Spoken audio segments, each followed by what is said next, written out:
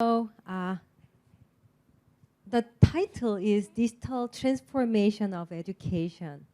As YB said, we may not reimagining the education. It's all about imagination. What digital can do, how the form of education can be in the future. So I will just share some of my dream today with you. And then hopefully after this session, I can have some live conversation with you about what is your dream about education? What is your dream about education in Malaysia? What are you hoping for? So thank you very much for attending this and for all the great people coming here. So that's me. When I was a student, unfortunately, I was not a model student or role model student of having any woman leadership. I just enjoyed my life as a person who graduated from the School of Fine Art and entered the fastly growing online game industry and become game designer and build my career in game industry so fast. I just enjoyed my time. It was really, really fun to working in a fast-growing IT company with all the like-minded people in my age. It all changed when my son was born in US in 2008 winter. At the time, I was originally born in Seoul, Korea. And I went to US in 2008 when my husband started his PhD. And my son was born in San Francisco with multiple medical complicity.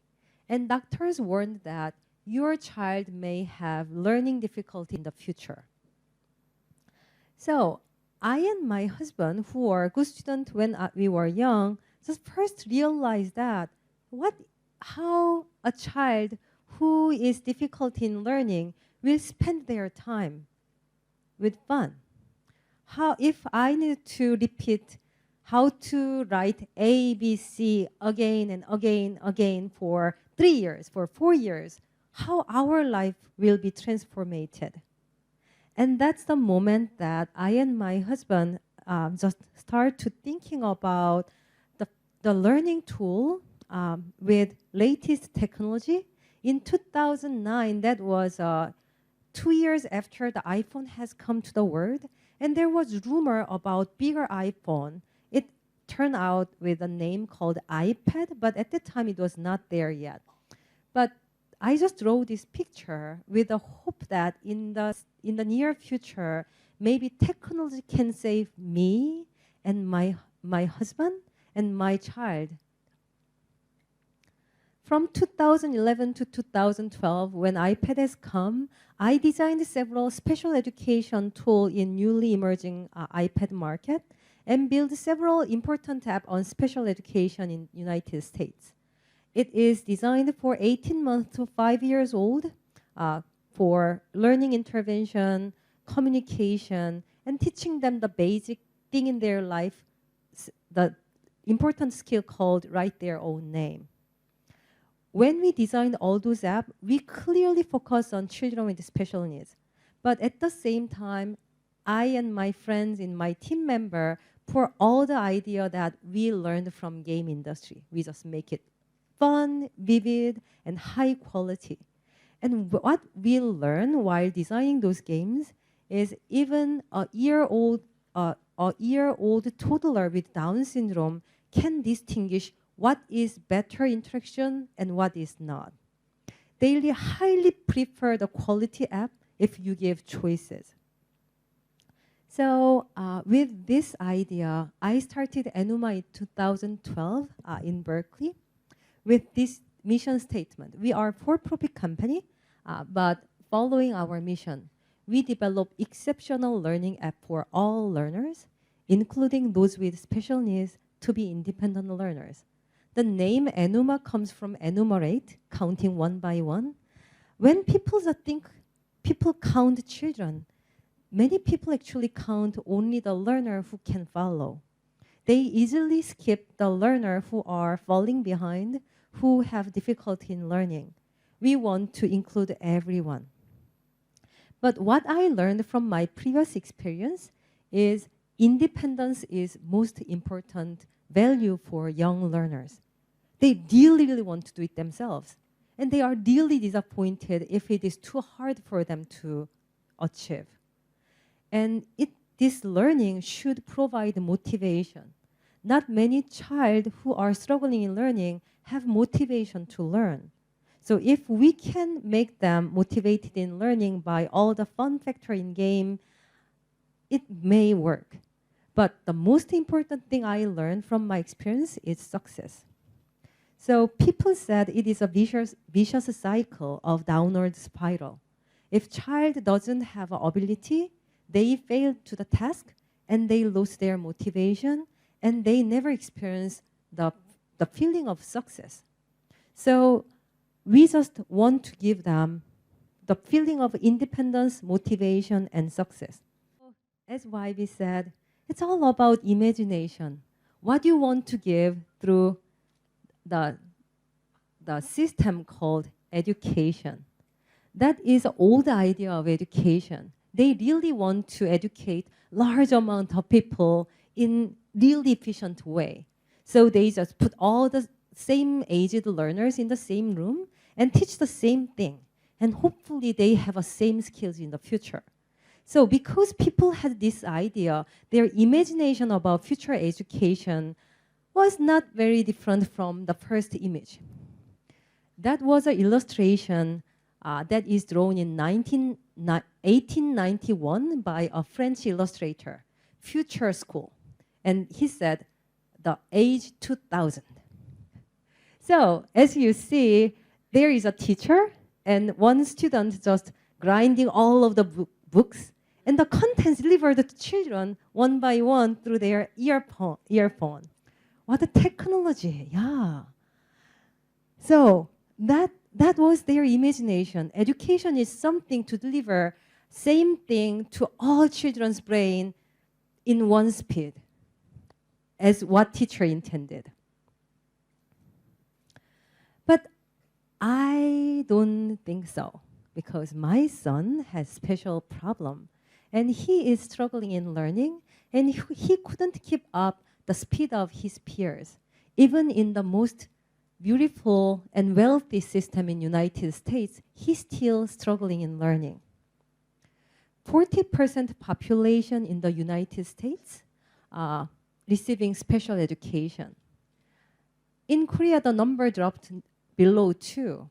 It's not because US children are 10 times more having special needs than Korea.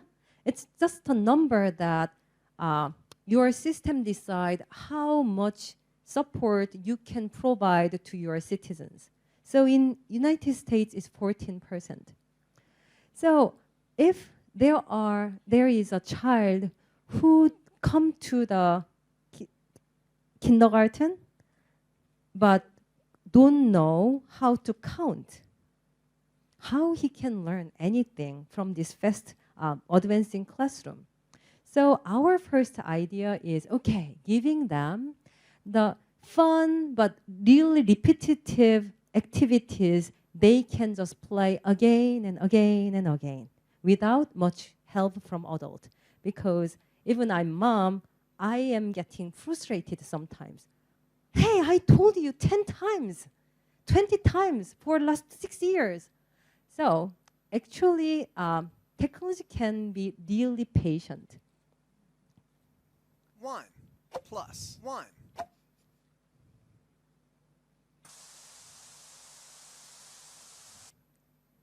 Two. So it's the first activity I designed in Todo Math. So many parents are doing it from day one. Hey, Yeji, I have candy. This one. To how many candy you have in your hand, right? So if this child catch it early, parents think, oh, I have a smart child. But if this child doesn't get the point, these parents say, ah. And so this patient system actually provide really vivid concept for a long time patiently until this child understands and can answer. There are so many other support from here and there, but I will not explain it much. But however, when I build this system, I designed it for my child, and many our team members had a child between 3 to 6. So we actually put all of our idea about different learning activities that can build up foundational math skills for young learners. So when Todo Math come out the world, it is designed for struggling kindergarten to second grade learners in United States. But it became really popular among 3 to 6 years old in Asia. So right now, most of our consumer for Todo Math is parents from China, Korea, Japan, and some of in United States who want to use it to educate their smart 3 years old or 4 years old. And Singapore parents too. So if you have a child between 4 to 6 years old, it will be really lovely system you want to try. But it's also very well used in special education classroom in the United States. This is a short video. The first one, stop. You're going so fast. I can't even. The good thing is, hey, you doing both? Okay. So yeah, find the number and match the number. Okay, that's the secret. So this is middle school classroom. You doing two at the same time? You doing two at the same time? But You want to do one this one, the pattern child. one? Here, okay. Finish that one, and then you can do the pattern one. Okay. Yes. So this child The still counting need will get- to train 2 minus Okay. 1 Good equals job. 1. But while teacher is explaining this concept to one child, another child in the classroom who is out of teacher's focus also can play, right? And he also played with teacher's iPad as well because it's so exciting. He has such a fun. That is a value of Todo Math. But then we realize it's not a matter of child's ability. That number came to me very later from I start to build education tool. 250 million children cannot read or write. This number changed each year. So right now, UNESCO says, as Dr. Judy said, 261 million children can't access to education. And also other number, 681 million children and adolescents in the world cannot achieve minimum proficiency in literacy and math. It means that 2/3 of children who are sitting in the classroom actually can't achieve really basic literacy and math skill. How it can happen, right? We are living in wealthy country and we are all well educated in traditional school system. So how a child sitting in the classroom can't learn? Sometimes the classroom looks like this. So there are teachers, but there are so many children. Sometimes there is no wall. So the teacher's voice never delivered to the end of the classroom. So when I saw this picture, when I just read a video, I start to wonder, what is the difference? What is the difference for one child who can't listen teacher's voice, who can't see the blackboard, whether he has special needs or whether he is sitting in broken classroom? It's just the same problem for this child. This is the same problem.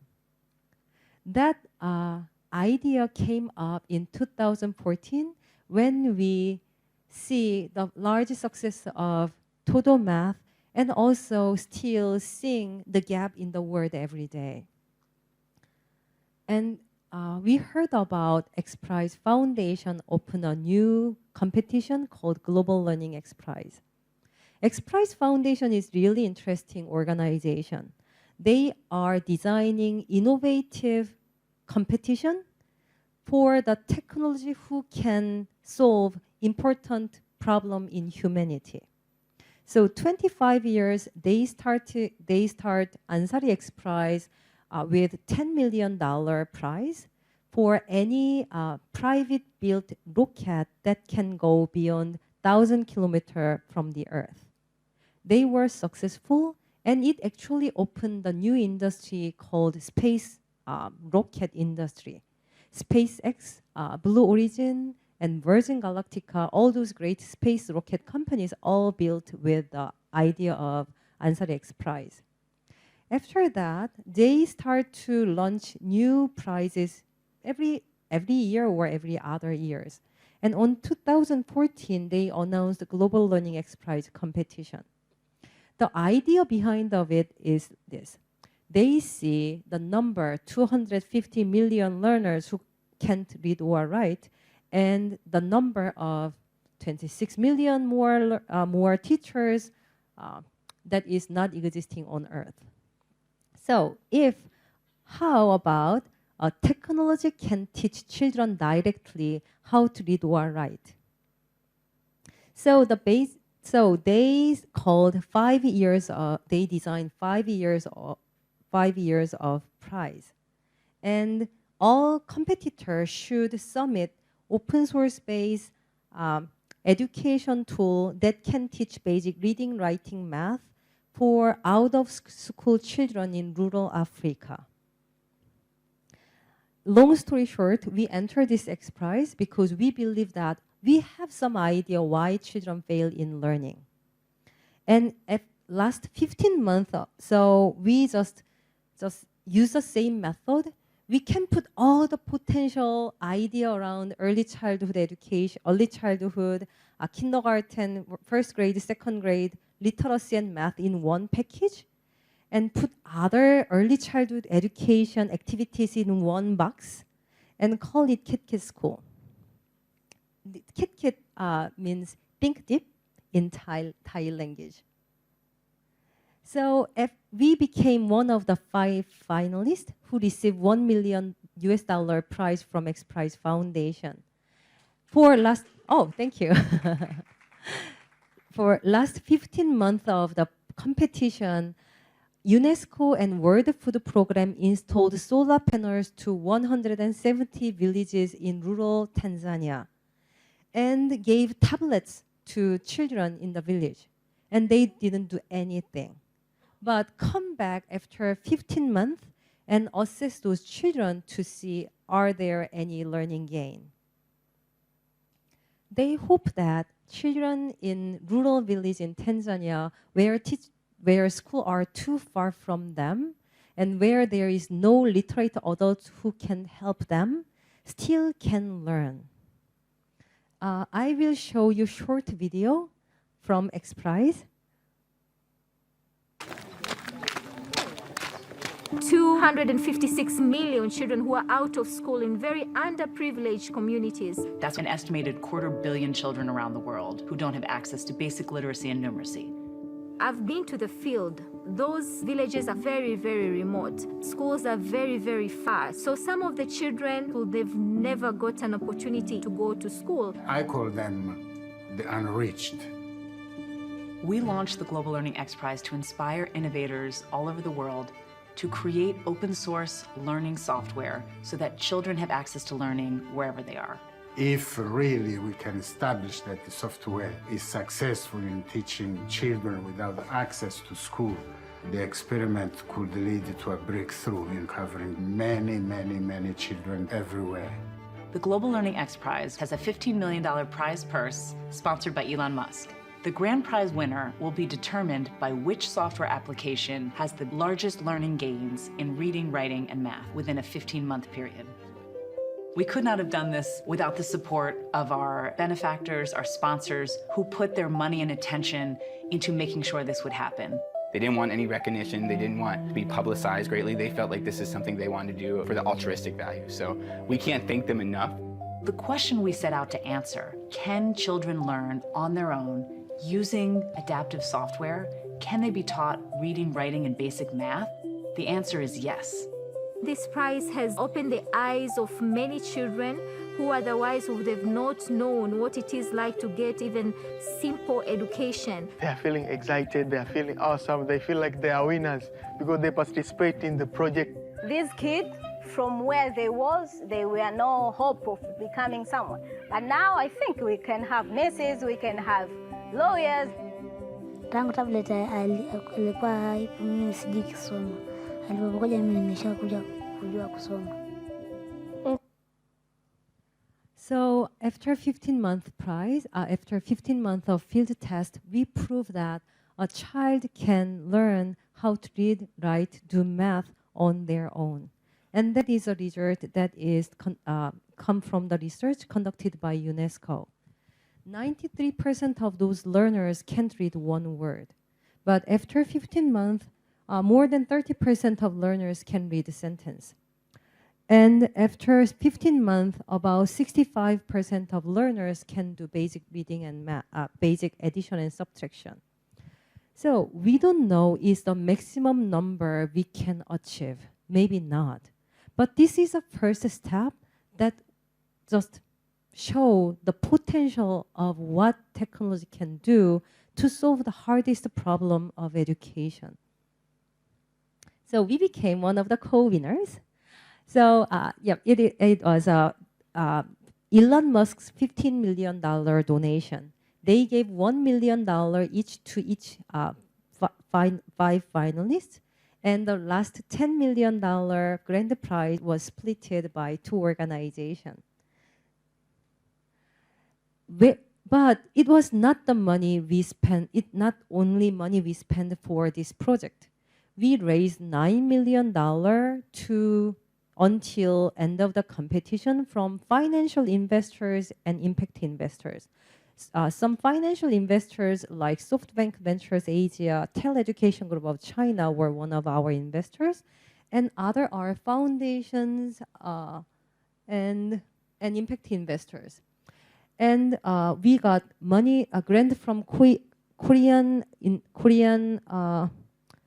International Cooperation Agency, and we got from private foundations. We got help from many accelerators or startup supporting organizations, and also we got help from partnering organizations around the world. And I believe that we are just contributing to ecosystem what we can do. We are the best development team in the world for children's learning, so we put our technology on the table. And somebody who has the money put their money. Who is influence, they put the influence. And so we met so many friends on this journey. Head Foundation is one of it. They actually bring us to this Southeast Asia to meet all those great stakeholders of education in New Zealand. It's so important because we are all dreaming the same dream. We all wanted to see it is being achieved. Quality education for all, right? It said, ensure inclusive and equitable quality education and promote lifelong learning opportunity for all. And as I told that, when we say all, it doesn't exclude anybody. So traditional education is like just old school farming. It requires good teacher, motivation to learn, ability to access pre-academic skills for children. And if something doesn't happen, we will not see this seed grow and bloom. So the basic idea of digital education is this for me. It's like small greenhouse. It provides a motivation. It provides the right amount of help.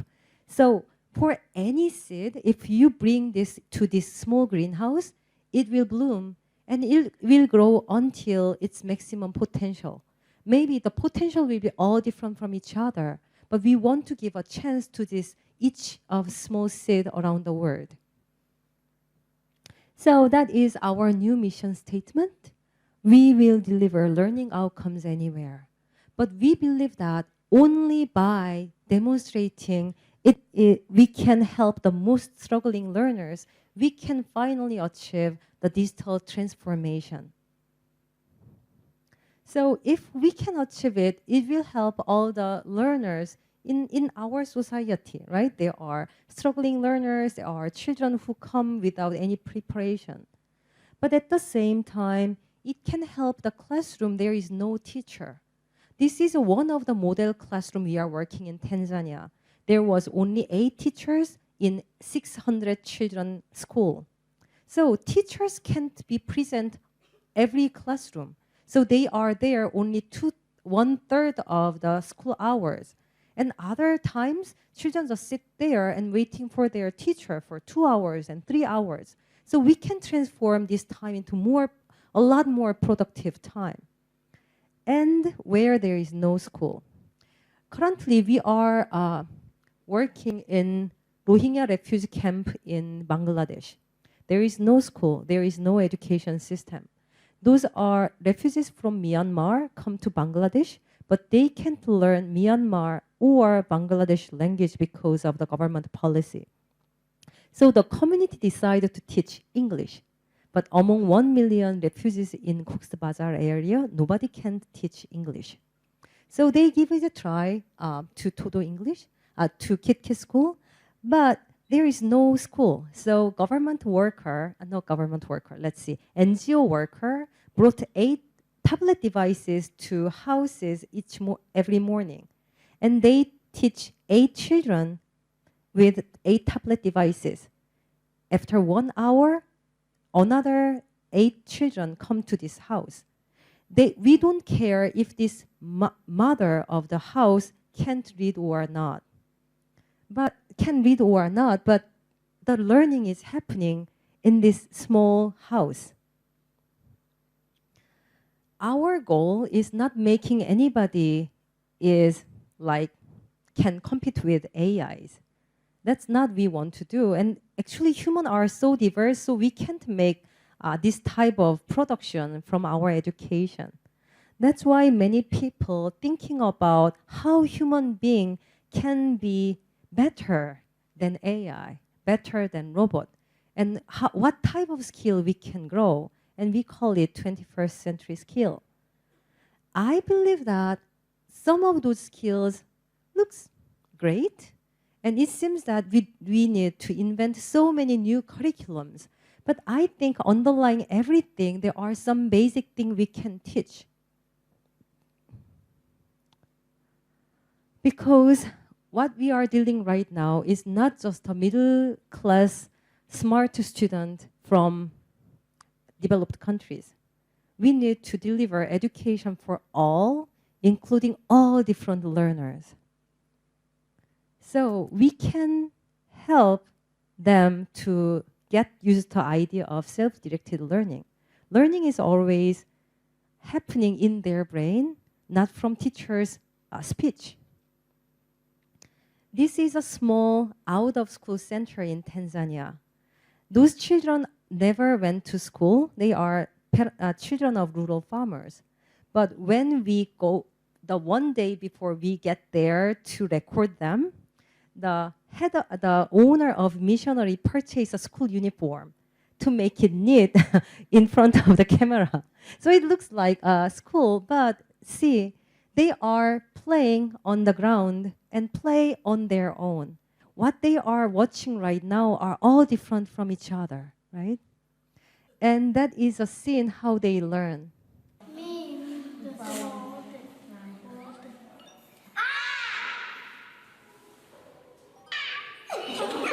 So the basic idea of this game is it's just reflecting their voice.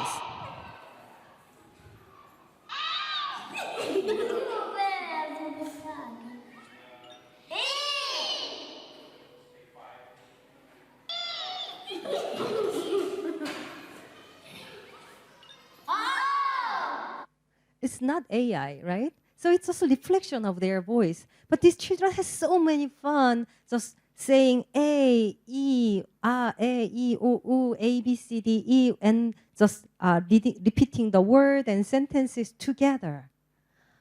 And the power of free exploration.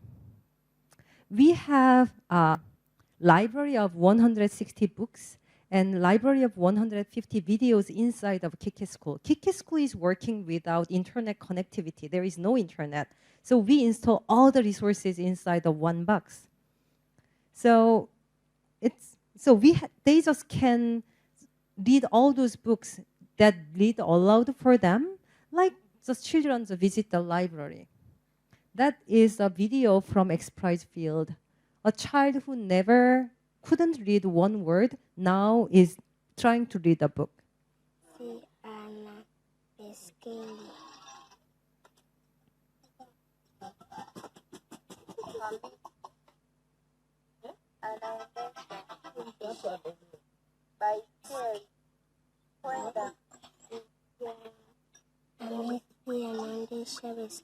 So when this child pressed each word, this word read aloud. So this child touched each word and read herself. And also creativity and self-expression. Many of children in rural area never had a chance to play with music instrument or paper or play with 18 colored crayons. So we have digital crayons and papers inside of the same set. In the beginning, children just don't know what is this for. So they just touch, they just drag, and still don't know the meaning of what they are doing. But soon, they learn from each other and try to be creative. Somebody actually making his own word card with Blackboard tool. This is a drawing we collected from XPrize period from Tanzania. There are some of amazing artwork we never imagined before. If you give them the ultimate paper and colored crayon, they will just express what they can be, what they can do. And I have a dream for full inclusion of all learners who are struggling in learning. So KitKat School currently have all those small accessibility functions here and there for children who have problem in processing, who couldn't understand the simple rules of a game. But I just built this for just demonstration. If teacher opens sign language mode, small sign language video will pop up and show them small translation with video. Man. While child is tracing this letter, Man. Ne. Oh. You. so this is all basic KitKat School literacy activities. You. But we can make it totally inclusive if we Baba. invest enough. Be. Baba. Nane. So it is Swahili, it's Tanzanian Kumi sign na language, mbili. so must be very different from sign language you know. So,